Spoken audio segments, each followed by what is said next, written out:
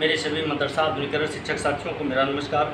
मैं पंकज मिश्रा, मदरसा आधुनिक शिक्षक। दोस्तों, जैसा कि आप जानते हैं कि मदरसा आधुनिकरण शिक्षकों की समस्या इस समय काफ़ी गंभीर विषय बना हुआ है। उसके समाधान के लिए लगातार प्रयास किए जा रहे हैं। वो प्रयास अभी सफल नहीं हो पाया है, लेकिन हम लोगों की कोशिश निरंतर जारी है। दोस्तों, आपको आज एक हम चौंकाने वाली खबर आपको बताएंगे। चौंकाने वाली संदेश है जो मिला है मुझे, उसको हम बताएंगे आपको। लेकिन उससे पहले हम कुछ ताज़ा हालात पर आपसे चर्चा कर लें, क्योंकि इस समय का जो कालचक्र है तो हम लोगों के खिलाफ है और उसको दुरुस्त करने के लिए हमको एड़ी चोटी से जोर लगाना पड़ेगा। क्योंकि जब तक हम कोशिश नहीं करेंगे दोस्तों, अब हमको सफलता मिलना बहुत मुश्किल दिख रहा है, क्योंकि कोशिश के दम पर हम सफल हो सकते हैं। इसलिए मेरे दोस्त, हम लोगों को इस समय संगठित होकर के और अपनी लड़ाई को आगे बढ़ाने की आवश्यकता है।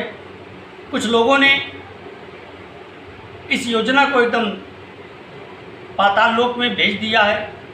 अपने तरफ से उन्होंने कोई कसर नहीं छोड़ी है और बीच बीच में जब कभी भी संभावनाएं बनी हैं तो उन लोगों का नया शगुफा और नया लूटने का अंदाज इस योजना को बर्बाद करने में अहम भूमिका निभाई है। वो दस्तूर जारी है, कोशिश कर रहे हैं वो। उनकी कोशिश अभी ख़त्म नहीं हुई है। रीट के नाम पर, बकाये के रीट के नाम पर, समायोजन के रीट के नाम पर, पता नहीं कहाँ कहाँ समायोजन करवा रहे हैं। बता रहे हैं कोई बेसिक में करवा रहा है, कोई माध्यमिक में करवा रहा है, कोई कहीं करवा रहा है, कोई कहीं करवा रहा है, लेकिन हो कुछ नहीं रहा, होता कुछ नहीं है। बड़ी बड़ी लंबी लंबी बातें। मेरे दोस्त, मैंने परसों वीडियो बनाया था, उसमें हमारे बहुत से शिक्षक साथियों ने समर्थन किया है और मैं चाहता हूं कि अभी जितनी आवश्यकता है उतना समर्थन नहीं मिल पा रहा है। अगर आप लोग समर्थन करते हैं मेरी बातों का, उठाने वाले कदम का, तो ये कदम निश्चित तौर पर उठाया जाएगा और ये कदम एक क्रांतिकारी कदम होगा। बढ़ चले जिधर दो कदम, उधर सारा जमाना चल देता है, ऐसी कहावतें हैं और ऐसा चरितार्थ हुआ भी है। देश को आज़ाद कराने के लिए गांधी जी अकेले चले थे, लेकिन जैसे जैसे आगे बढ़ते गए, कारवां बढ़ता गया।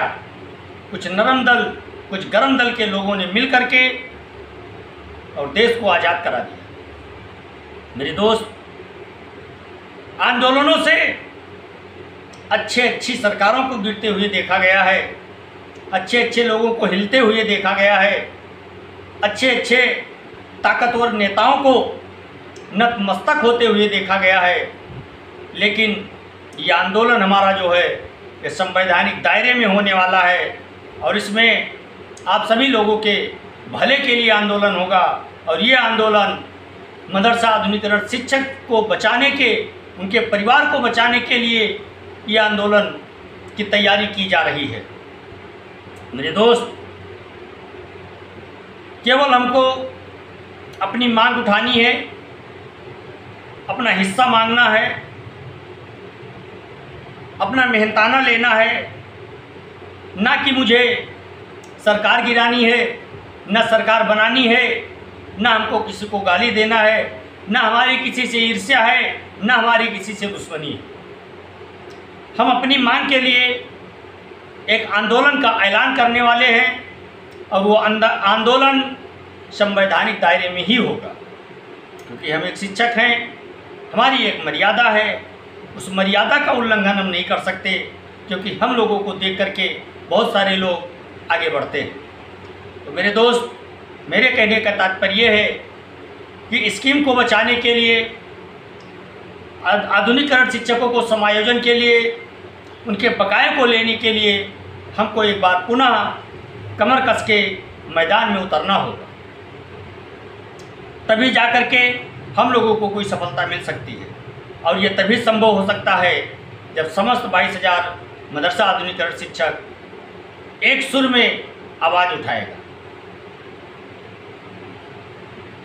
दोस्तों, मतभेद हो सकता है, लेकिन मन का भेद बहुत बुरा परिणाम लाता है। इसलिए हमारे और आपके अंदर मन में भेद नहीं होना चाहिए, क्योंकि हम दोनों की मंजिल एक ही है।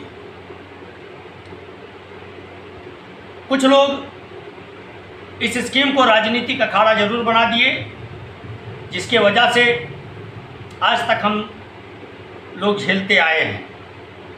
राजनीतिक अखाड़ा बनने के कारण हमारी सुनवाई नहीं हो पाई। लंबी लंबी टोपी, लंबे लंबे अंगोछे, लंबे लंबे कुर्ते, छोटे छोटे पैजामा, ये दिखाता है कि इंसान अपनी ज़रूरतों के लिए कितने हद तक गिर सकता है।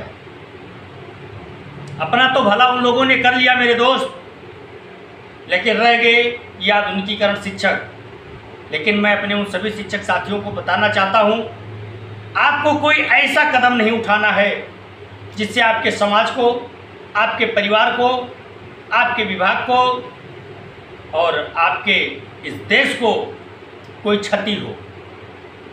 हमको संविधान ने अधिकार दिया है अपनी मांग रखने के लिए, अपनी बात रखने के लिए। उस दायरे में रह करके हम हर कार्य करेंगे। लेकिन दोस्त, डेट की ऐलान बहुत जल्द की जाएगी। बस अभी आप लोगों से समर्थन मांगा जा रहा है। अगर पर्याप्त मात्रा में समर्थन मिल रहा है तो फिर डेट का ऐलान भी किया जाएगा और मैदान में बैठा भी जाएगा।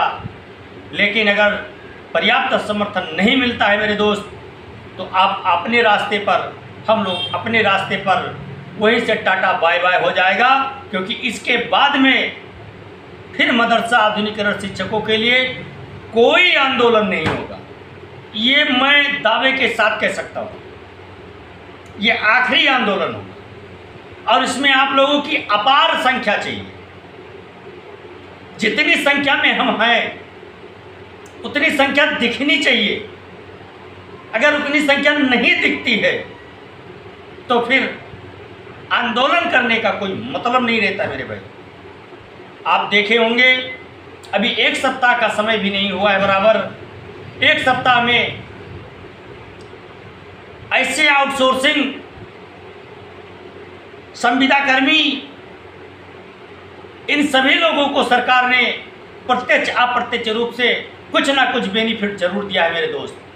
लेकिन ये दुर्भाग्य है मदरसा आधुनिकीकरण शिक्षकों का, उनके रहनुमाओं का, उनके अगुवाकारों का, कि जो अपनी बात आज तक सफाई से नहीं रख सके।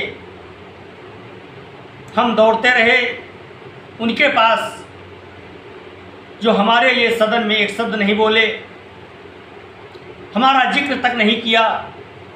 उनके लिए हम टारगेट सेट करते रहे, मदरसा आधुनिकीकरण शिक्षकों को राजनीति का अखाड़ा बनाते रहे, उनको वोट बैंक बनाने का भरसक प्रयास किया गया। वोट बैंक बना भी दिया गया, वोट बैंक का इस्तेमाल भी कर लिया गया। लेकिन जिनको इस्तेमाल किया गया उनको यूज एंड थ्रो कर दिया गया मेरे भाई। इस्तेमाल करने के बाद उनको फेंक दिया गया, उनका पुरसा हाल कोई आज तक नहीं हुआ। इसलिए मेरे दोस्त, सबसे पहले सफल होने के लिए आपको 2 चीज़ें त्यागनी पड़ेगी, एक चाटुकारिता और एक अभिमान। अगर 2 चीज़ें आप त्याग देते हो, गलत को गलत कहना सीख जाते हो, सही को सही कहना सीख जाते हो, तो फिर आपको कोई हराने वाला इस संसार में पैदा नहीं हुआ है। आपके अंदर दृढ़ संकल्प होना चाहिए कि हमको ये काम करना है, जिद होनी चाहिए, अपनी शक्ति का एहसास होना चाहिए। उसके बाद ये लड़ाई सार्थक होती है। लेकिन अगर आपने लालचवश लड़ाई का अभियान छेड़ा है, आपकी ज़रूरत पूरी होते ही ये अभियान बीच में ख़त्म हो जाता है। जो लोग आपका साथ देते हैं उन लोगों को इस्तेमाल करके छोड़ने के बाद कुछ दिन जब बीत जाते हैं तो फिर वही लोग आपसे सवाल पूछने लगते हैं और आपको किसी घाट के नहीं रखते हैं। आप भी न घर के रहते हैं, न किसी के घाट के रहते हैं। तो इसलिए मेरे दोस्त, इनका राजनीतिकरण छोड़ दीजिए, राजनीतिकरण मत कीजिए। अगर आपको करना है तो मदरसा आधुनिकीकरण शिक्षकों के परिवार की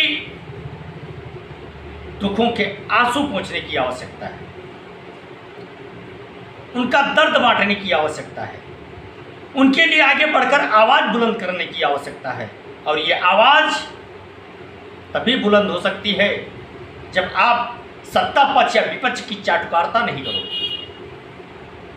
है कुछ लोग जो चाटुकारिता करते हैं, अंधभक्त हैं, मानसिक गुलाम हैं, विशेष पार्टी के नफरती हैं, विशेष लोगों का टारगेट सेट करते हैं, उसी के साथ साथ अपने भले के लिए लोगों को इस्तेमाल करते हैं।